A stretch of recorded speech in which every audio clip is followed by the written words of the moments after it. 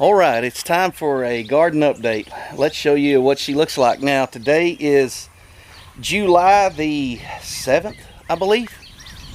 So let's just start down here on the boring end. Cucumbers are still making. Looks like that one down there got overlooked. A pretty good sized cucumber there.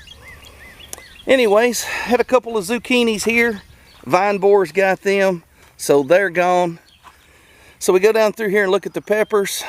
Some of the jalapenos, they look like that. They're kind of scarce. Other jalapenos are loaded, and never know why. Anyways, come down here. Here's the little yellow pears. They're starting to get ripe. We've had a couple. But as you can see on up in there, there's a cluster of yellow ones. So yeah, move down through here. Serrano peppers, they're really making. Got a cluster of red tomatoes over there. Tomatoes are doing good. I've got about 8 varieties in here. Bell peppers, likewise doing good. So this is the sweet mix, and some of these peppers are green, some are white, some are purple. All of them have ate pretty good. Got a lot of big, folks, that's a big tomato.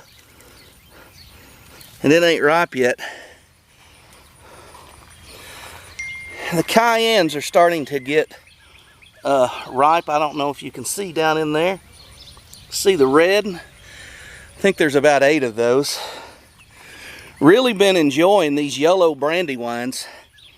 Those are a just like the regular brandywine tomatoes, but they're yellow and they have a really good flavor. My wife really likes them. And then we have these yellow wax peppers, hot wax peppers, and they are really prolific. And then these are my favorite tomatoes. These are the indigo cherries. Let's just see here, show you one up close.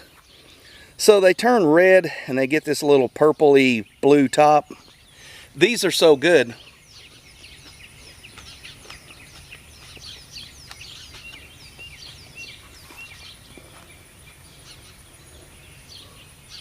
They don't need anything.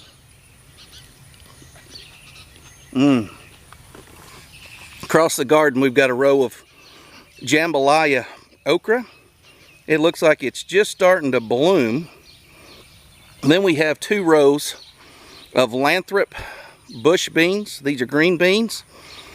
Then we have 3 rows of purple hull peas. And man, they have really came on. So there you have it, quick garden update. Tomatoes are just starting to get ripe. There's a ton of green ones waiting. Big tomatoes. And then lots of the little small ones like we put on salads.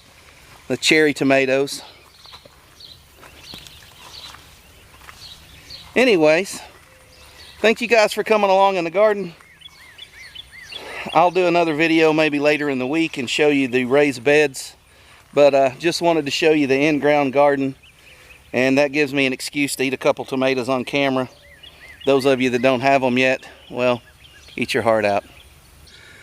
That's a pretty basket right there. And that's just enough for church tonight. I got a few of these big slicers. This one here, some kind of pink tomato, maybe a millionaire, I don't remember. So is this one. This one's starting to get a crack in it, so we'll pull it. Some peppers, these are all sweet peppers, by the way. Got a cucumber for salads. Anyways, one of my greatest joys is feeding the church, especially right out of the garden. I like to give away produce, but I really like to cook, and I like to cook for the church. So one Wednesday night a month, I cook a meal for the whole church. And tonight we're doing some casseroles, and of course, a garden salad. Also, this is our second harvest of daikon radishes and Easter egg radishes. My sweet mother-in-law picked all them and washed them and prepped them for me. And so I'm gonna pickle those. Anyways, there's the garden. I need to run the tiller down it again, but it'll be my day off before I can do that, so that'll probably be more like a Friday type deal, maybe Saturday. Anyways, everything's doing well. I have no complaints about this garden. The only thing that didn't do good was the spinach. Avenger spinach. I planted it here and I planted it at the house.